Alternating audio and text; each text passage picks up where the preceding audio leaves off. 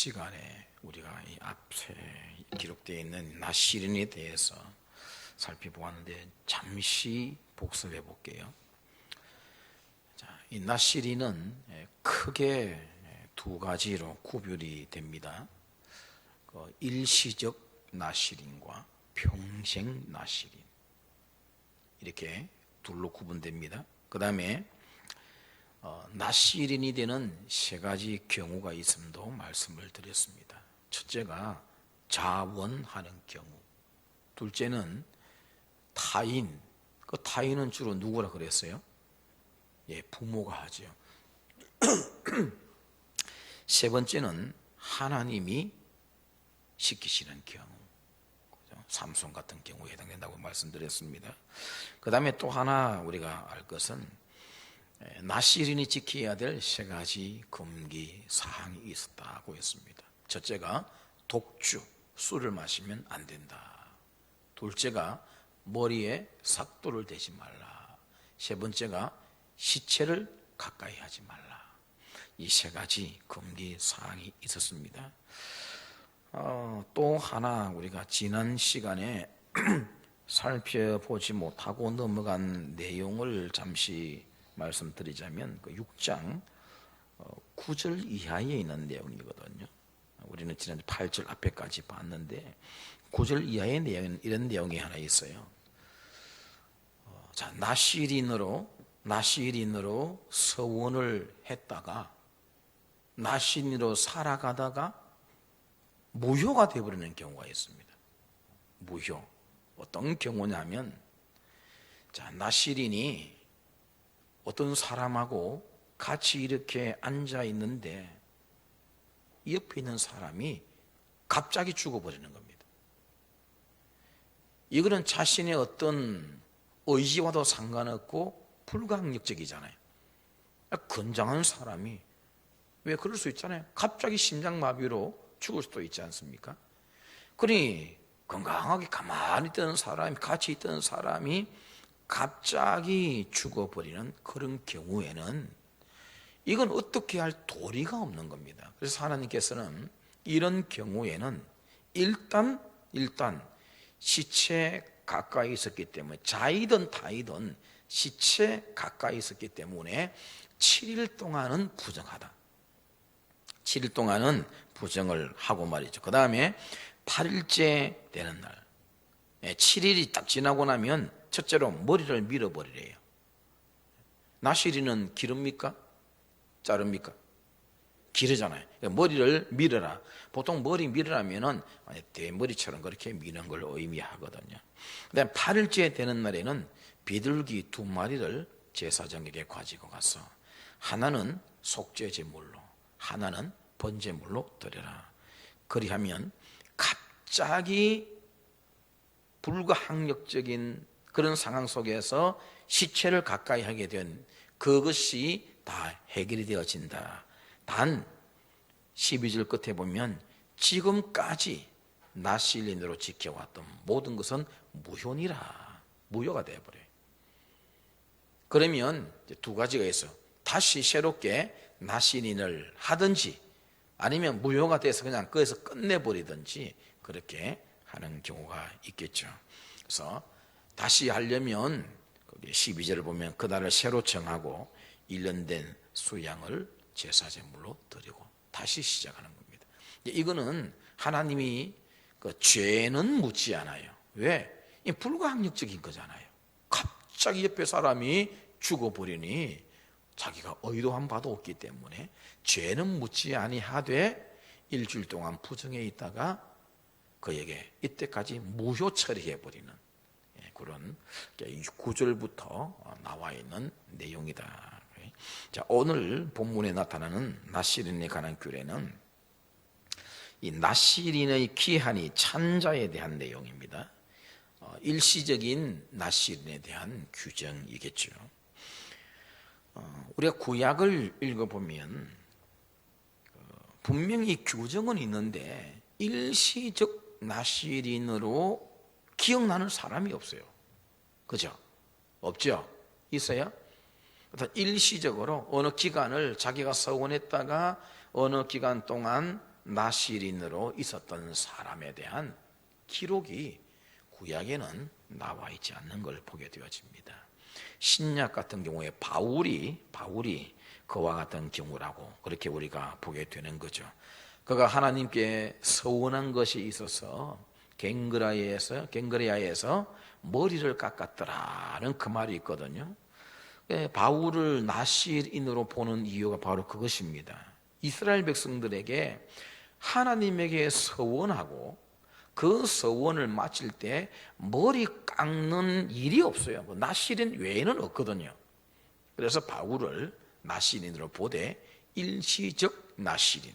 다시 말하면 자기가 하나님께 서원해서 어느 기간, 일정한 기간 동안 그와 같이 나실인으로 있었다라고 하는 것을 보게 되어지는 거죠. 오늘 우리가 읽은 본문은 바로 그거예요. 나실인으로 서원했다가 기한이 다 찼을 때 그 나실인은 어떻게 해야 되느냐, 그걸 오늘 본문을 읽었는데 첫 번째는 13절에 나와 있어요. 자, 13절 같이 읽어봅니다. 시작. 나실인의 법은 이러하니라. 자기의 몸을 구별한 날이 차면 그 사람을 회막문으로 데리고 갈 것이요. 회막문에 데리고 가래요. 회막문. 이 회막은 우리 장막, 성막, 회막 뭐 이런 표현을 이렇게 섞어서 쓰기도 그렇게 하거든요. 이 회막에 간다는 말은 곧 하나님 앞에 간다는 의미를 가지고 있어요. 하나님께서 모세에게 그 성막을 지을 때 특별히 주신 말씀 중에 하나가 내가 거기서 너희와 만나겠다. 이스라엘 백성이 하나님 만나러 다 성막으로 나와야 되는 거죠. 그러니 그 성막은 하나님의 임재의 장소란 말이에요. 특별히 지성소, 언약궤가 법궤가 있었던 그 지성소는 하나님의 보좌에 상징되어지는 그와 같은 장소거든요. 그런데 그 하나님이 임재해 계시는 그 회막, 그 성막 문 앞에 이 사람을 데리고 와야 된다라고 하는 겁니다. 사실 이스라엘 백성들 눈에 하나님 보이지 않아요. 우리가 보이지 않잖아요. 보이지 않는 하나님, 그 하나님을 임재하시는 장소로 상징적으로 나타낸 것이 그 당시 회막, 성막이었기 때문에 회막문 앞으로 데리고 간다는 것, 하나님 앞에 데리고 간다는 그와 같은 의미가 되어지는 것이죠. 하나님으로 시작되었으니 하나님으로 마치는 것입니다. 그렇죠? 서원은 하나님께 서원해서 저 나실인 5년 동안 나실인으로 살겠습니다. 자기가 하나님께 서원해서 시작했으면 마치는 것도 하나님에게 와서 다 이런저런 절차를 통해서 나실인을 마감하게 되어진다는 거죠. 여러분, 이건 우리 성도의 삶에 아주 중요한 원리가 되고 있음을 아셔야 됩니다. 성도는 매사가 하나님으로 시작해서 하나님으로 마치는 자여야 되거든요. 우리 삶은 참 다양한 일들이 우리에게 전개되고 있지만, 그러나 어떤 삶이 우리에게 오든 간에 우리는 매사 모든 것들 시작이 하나님이어야 됩니다. 이런 성도들이 있을 수 있어요. 세상적으로 시작했다가 세상적으로 마치는 사람 있을 수 있잖아요. 그리고 하나님으로 시작했다가 세상적으로 마치는 사람도 있습니다. 그 반대로 세상적으로 시작했다가 깨닫고 하나님으로 마감하는 사람도 있을 수 있고요. 제일 좋은 건 뭐예요? 하나님으로 시작했다가 하나님으로 마감하는 게 가장 좋은 거죠. 우리 모두는 로마서 11장 36절에 그 말씀을 잊어서는 안 된다 그랬어요. 만물이 주에게서 나오고 주로 말미암고 주에게로 돌아갑니다. 모든 것의 시작과 과정과 결과가 하나님에게 있다라고 하는, 이게 우리 성도들에게 매우 중요합니다.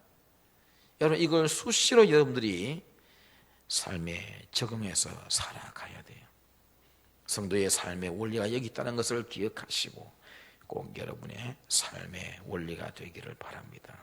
그리고 두 번째는 회막 앞으로 데리고 오라. 두 번째는 14절에 보면은 하나님께 헌물을 드려야 됩니다. 번제물로 1년 된 흠없는 수양 한 마리, 속죄제물로 1년 된 흠없는 어린 암양 한 마리, 화목제물로 흠없는 수양 한 마리.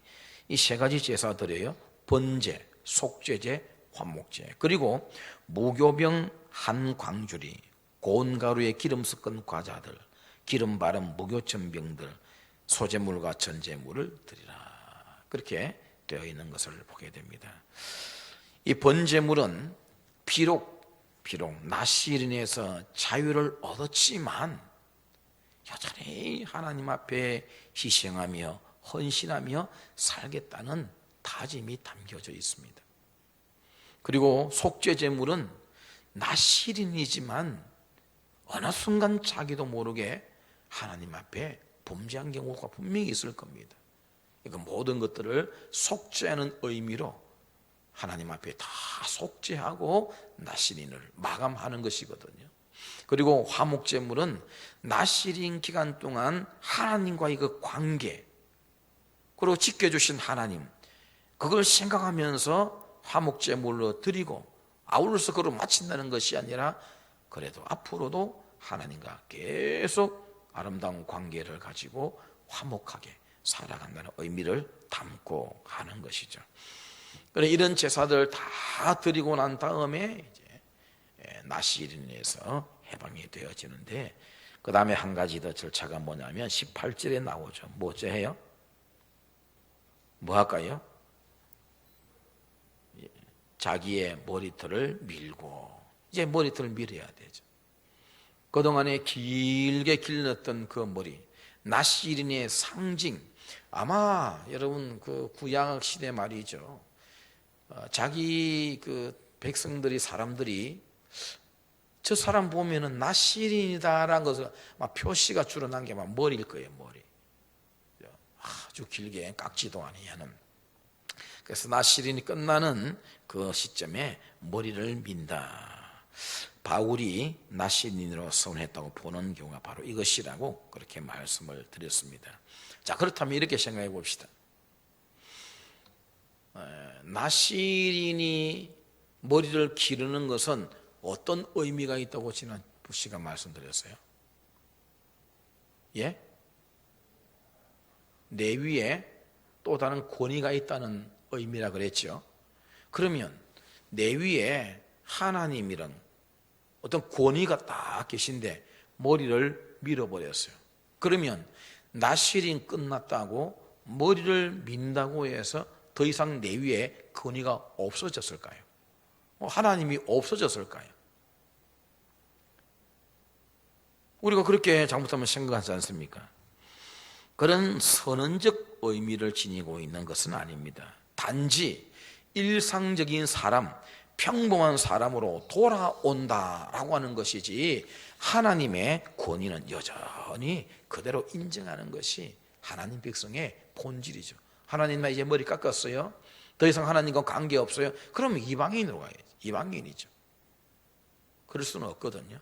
그냥 일상적인, 자기와 함께 살아가고 있는 그 일상적인 사람과 동일한 레벨로 살아가는 자가 된다는 의미를 담고 있기 때문에 여전히 그 위에 하나님은 있습니다.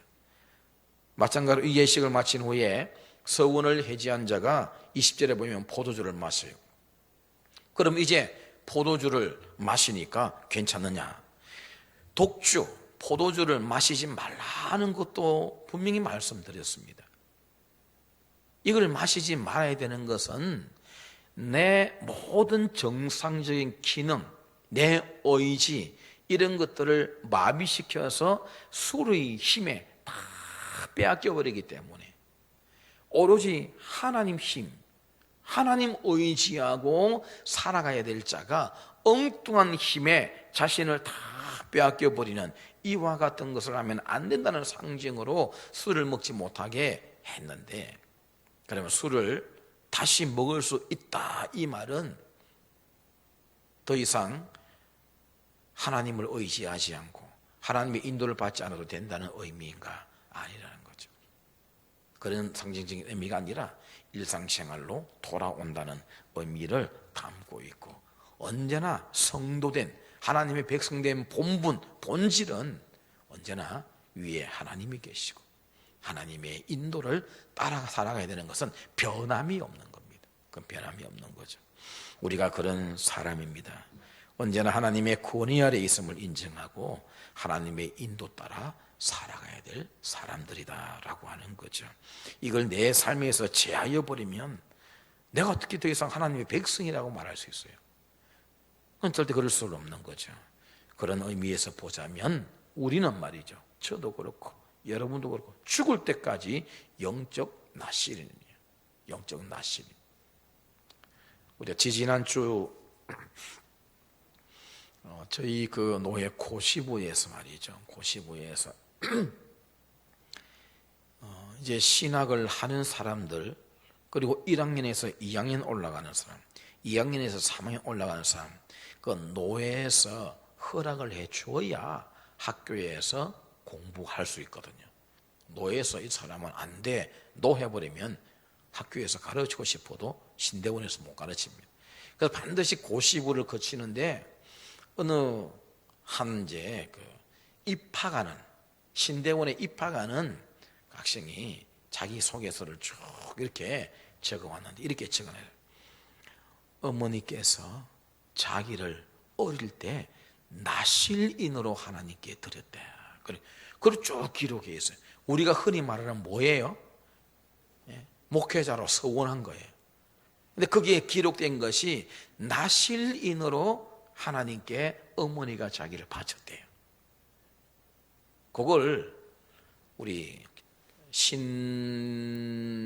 대원의 신대원, 지금 우리 고신대 신학 과정을 하고 계시는 신득일 교수님, 우리 고시부거든요. 딱 옆에 있다가 그걸 지적 안 할 수가 없죠. 여러분 물어봅시다. 여러분, 제가 나시린입니까? 여러분 나시린으로 선택받았습니까? 맞다 안 맞다 이 대답이 곤란하죠. 왜? 우리는 사실 이 시대의 영적 나시린 맞기 때문에. 그러나 어릴 때 엄마가 목사로 서원한 것을 나시린 서시의 서원이냐? 그건 아니란 말이에요. 그냥 목사로 서원한 것이지 나시린이 되게 하겠다고 서원한 거 아니거든요. 그러니까 이걸 모르기 때문에 그 학생도 그렇게 기록했고, 엄마도 나시린으로 내 아이들에게 평소 그렇게 너는 나시린으로 바쳤어, 나시린으로 드린 거야, 늘 그렇게 교육을 해왔다. 자기도 그렇게 알고 그 앉아서 그걸 적어놨더라고요. 그래서 아니라는 것을 지적해 줬습니다. 아니라는 걸 지적해 줬어요. 우리가 다 이 시대의 영적 나실, 사실 나시린은 없어졌습니다. 없어졌는데, 자, 그 의미를 가지고 오면 이 시대 우리 모든 그리스도인들이 영적 나시린이에요. 특별히 구별되게 살아가야 될 존재들이다 라고 하는 것을 잊지 말아야 된다. 그래서 여러분, 죽을 때까지 영적 나시린 의식 가지고 살아가야 돼요. 그렇게 살지 않으면 잘 넘어지거든요. 꼭 그렇게 살아가셔야 되고, 이제 오늘 마지막 부분, 그 제사장 축복 내용을 우리가 잠시 보는데, 여러분 24절부터 26절까지 익숙한 말씀 아닌가요? 24절에서 26절까지 같이 한번 읽어봐요. 시작. 여호와는 내게 복을 주시고 너를 지키시기를 원하며, 여호와는 그의 얼굴을 내게 비추사 은혜 베푸시기를 원하며, 여호와는 그 얼굴을 내게로 향하여 드사 평강 주시기를 원하노라 할지니라 하라. 저도 이 24절 26절을 우리 오래전에 우리 교회 예배 시간에 제가 늘 이렇게 여러분에게 그 낭독해 드린 적이 있습니다. 예배 중에 말이죠. 자, 목사님들 중에는 여러분들이 한 번씩 보면은 분명히 두 손 들고 축도하는데 이 내용 가지고 축도하는 분들이 계세요. 들어본 적 있습니까? 예? 이 내용, 우리는 일반적으로 주 예수 그리스도의 은혜와 하나님 아버지의 사랑과 성령의 교통하심이 너희 무리에게 있을지어다. 고린도후서 13장 13절 내용이 우리 축도의 가장 기본이거든요. 가장 기본이거든요. 그런데 이것 가지고 축도하는 분이 계세요. 제가 신학생 이제 갓 들어갔을 때 말이죠. 갓 들어갔을 때 초량교회에서 어떤 집회가 있어서 갔었어요. 그 초량교회 집회를 갔는데 마지막에 축도하시는 분이 누구시냐면 우리 고신대 아주 유명한 그 홍반식 교수님이 축도를 하셨어요. 홍반식 교수님 하면은요, 우리 고신의 그 세 박사 중에 한 분이거든요. 그 홍반식 교수님, 오병식 교수님, 이근삼 교수님. 그래서 이 우리 세 박사라고 부르고 어떤 때는 동방박사, 세 박사라고 그러고 우리가 이 세 분이 아주 우리 고신을 이렇게 태동시키고 사실 거의 그 제자들이 다 이렇게 목회를 한 경우단 말이에요. 지금은 이제 다 하늘나라 가시고 안 계시지만 그 홍반식 교수님이 마지막 그 집회 그렇게 많이 모이는데 축도를 하시는데 저는 말이죠, 저게 뭐지? 저게 무슨 축도야? 저는 솔직히 그렇게 신학생이면서도 몰라가지고 저렇게 축도도 되나? 이거 신학적으로 뭐 문제 있는 거 아닌가? 그런데 나만 그렇게 생각하지 거기 오신 목사님이나 장로님이나 다른 성도들은 아무렇게 생각지 않더라고. 왜? 이미 그분들은 그런 내용으로 축도를 들었다 이거죠. 나는 처음 듣는 내용이었거든요. 여러분, 구약학의 대가이십니다. 우리 고신에서 동방박사, 세박사에 표현될 만큼 아주 똑똑하고 그런 분이셨거든요. 그런 분이 뭐 이거 축도로 하실 때 뭐 문제가 있었겠습니까? 그 뒤로 이제 이 내용 가지고 축도하는 것들을 한 번씩 제가 보게 되었죠. 그래서 이것 가지고도 축도하시는구나. 조금 전에 우리가 축도할 때 말이죠, 고린도후서 13장 13절 바울이 말했던 거게 예수 그리스도, 성부 하나님, 성령님 이 순서대로 하지 않습니까? 삼위 하나님이 다 나와요. 축도에는 반드시 삼위 하나님이 다 나옵니다. 근데 여기 보면은 여호와가 3번 나오죠. 그래요, 안 그래요? 네, 3번 나오는 것. 이 삼위 하나님을 지칭한다는 의미죠. 그리고 우리가 그 이사야 6장에서 거룩하다, 거룩하다, 거룩하다. 그것도 3번 외치는 것은 삼위 하나님을 의미하기 때문에 3번 외쳤다. 신학자들이 그렇게 많이 이야기를 하는 거죠. 이게 3번 여호와가 나오는 것은 이것도 축도의 내용이다라고 하는 거죠. 자, 이 내용으로 백성들에게 제사장이 축복하라고 하나님이 지금 주시는 말씀입니다. 이게 뭐냐? 제사장의 축복권이에요. 제사장의 축복권이에요. 자, 하나님은 이 축복권을 지금 물어볼게요. 지금 이스라엘의 최고 지도자가 누굽니까? 지금 하나님 생각하지 말고 지금 이스라엘의 최고 지도자가 누구예요? 모세입니다. 모세예요. 명실상부한 지도자는 모세입니다. 그런데 보세요. 오늘 본문 잘 보세요. 22절에 보면 여호와께서 모세에게 말씀하여 이르시되, 자, 이 말씀은 누구에게 주십니까? 모세에게 분명히 주십니다. 모세에게 주시면서 누구에게 말하라 그래요? 23절에 아론과 그의 아들들에게 말해라. 여러분, 이 축복권을요 모세에게 주지 않았어요. 하나님 누구에게 주었어요? 제사장에게 주었습니다. 제사장, 명실상부. 모세가 가장 최고의 지도자이지만 그 모세에게 주지 아니하고 아론과 그의 아들들, 제사장 직분을 가지고 있는 자들에게 이 축복권을 주라. 하나님 그렇게 명하셨단 말이에요. 그래서 모세도 이 축복권과 사는 게 아니고 제사장들이 이 내용 가지고 백성들을 축복하는 것이다 라고 하는 것을 우리가 알 수가 있게 됩니다. 백성들은 이런 생각하면 안 돼요. 제사장이나 우리나 뭐 차이가 뭐가 있다고. 자기가 뭔데 이런 축복을 우리에게 하느냐, 뭐 그렇게 말할 수 있는데, 자, 이런 염려가 있기 때문에 조금 후대에 와서 유대 랍비들이 이런 경고를 주은 바가 있어. 뭐냐면 이렇게 들어보세요. 당신은 행여 이 초라한 제사장이 나에게 무슨 축복을 베풀 수 있겠는가라는 말을 하지 말라. 왜냐하면 당신에게 복을 주시는 자는 그 제사장이 아니라 그 제사장을 통해 말씀하시는 거룩하신 하나님이시기 때문이다. 이 맞는 말이잖아요. 오늘날에도 목사들이 축도를 해요. 교회법으로 보면 목사 안수 받은 자만 축도를 합니다. 그래서 강도사도 아직 손 못 들어요. 그래서 목사 안수 받고 축도를 하게끔, 자, 교회법이 그렇게 정해져 있다, 그 말이죠. 목사는 구약의 제사장 아닙니다. 착각하시면 안 돼요. 제사장은 아니지만 하나님의 말씀을 맡은 권위자로서 하나님께서 그 권위를 가지고 성도들에게 축복하는 겁니다. 자, 물어볼게요. 축복하고 복 달라요, 같아요? 예? 성경에 하나님께서 축복하신다는 말을 한 번이라도 본 적 있는 분? 안 나오죠? 뭐라고 되어 있어요?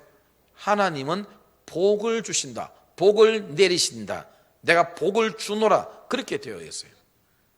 축복은 우리 쪽에서 쓰는 말이잖아요. 그죠? 복을 빈다는 말입니다. 축복. 그래서 그 랍비가 했던 말도 그 말이에요. 제사장이 축복하는 거 아닙니다.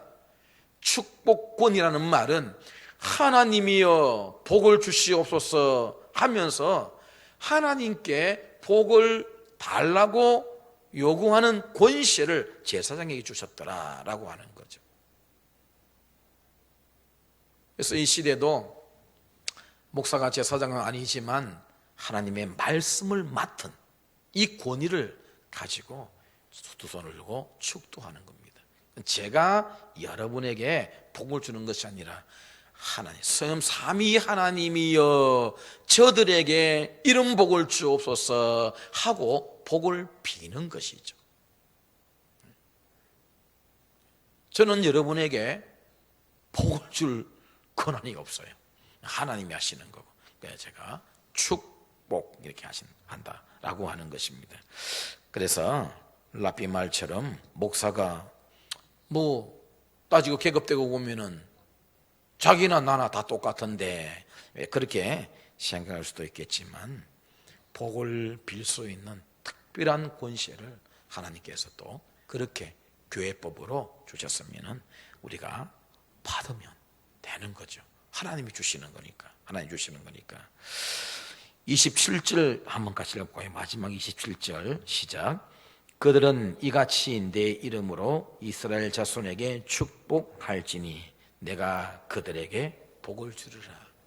제사장은 이들에게 축복하면 주시는 분은 누구예요? 하나님이 복을 주겠다, 그렇게 하시는 겁니다. 제가 옛날 신학생 시절에 어떤 목사님이 카투사에 갔다 온 분인데, 그 카투사 아시죠? 그 미군 부대에 이제 한국 사람이 가서 뭐 복무하는 이런 데 있지 않습니까?